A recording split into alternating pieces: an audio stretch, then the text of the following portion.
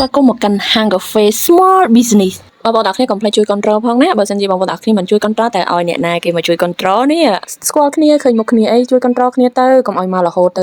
ណាព្រោះថាយើងអ្វីដែរយើងជួយសម្ផាត់គឺយើងសម្ផាត់គ្នាឯងចឹងឯងហើយកុំឲ្យមានអារម្មណ៍គិតថាអូខ្លាចគេមានជាងអីបាច់មានអារម្មណ៍បែបហ្នឹងទេអ្នកនរគ្នាអញ្ចឹងជួយសម្ផាត់គ្នាទៅហើយបើនិយាយពីអាកាសធាតុនៅទីនេះវិញអ្នកនរគ្នាដូចអាកាសធាតុនៅឯស្រុកស្រែអញ្ចឹងបងនិយាយពីថាខ្យល់គឺខ្យល់លិហិហើយពោពេញទៅដោយធម្មជាតិនៅក្នុងនឹងដែរក៏មានដូចជាបន្លែប្លុកអីទៅក្រោយហាងគេហ្នឹងឯងអាចឲ្យអ្នកនរគ្នាថតរូបបានមកស្រឡាញ់មកស្អាតអ្នកនរគ្នាទិញមិនទិញមកអង្គុយលេងមកហើយជាក់ស្ដែងនេះគឺថានៅពេលដែលយើងឆុងហើយគឺយើងហូបខ្លួនឯងទៅព្រោះថា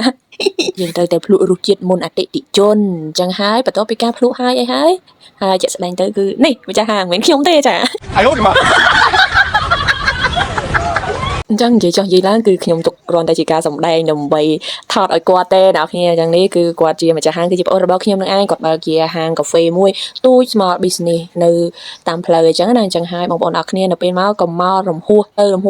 ជួយ control គាត់ផងជួយ control បងប្អូនខ្ញុំផងអញ្ចឹងណាហើយមួយវិញទៀតបើសិនជាអ្នកគ្នាទិញហើយកុំភ្លេចឲ្យ feedback ឲ្យគាត់ផងឆ្ងាញ់ឬមិនឆ្ងាញ់គឺយើងកែតម្រូវទៅតាមហ្នឹងអញ្ចឹងណាអញ្ចឹងបើសិនជាករណីហូបហើយអូមានអារម្មណ៍ថាខ្វះខាតត្រង់កន្លែងនេះមានថាអត់ផ្អែមឬក៏វាអត់ឆ្ងាញ់ឬក៏សាបឬក៏ប្រៃជូរល្វីងអីហ្នឹងអ្នកគ្នាអាចជាលក្ខណៈថារិះគន់ដើម្បីស្ថាបនាណាកុំឲ្យថាជៀសវាងក្នុងនៅពេលដែលទៅដាច់ម៉ួយឬក៏ដាច់ភ្ងាវអីចឹងទៅព្រោះកាលណាតែធម្មតារបស់អីក៏ដោយនៅពេលដែលអត់ឆ្ងាញ់គឺគេលេងគេចូលតែម្ដងគឺគេលេងចូលទៀតដែរអញ្ចឹង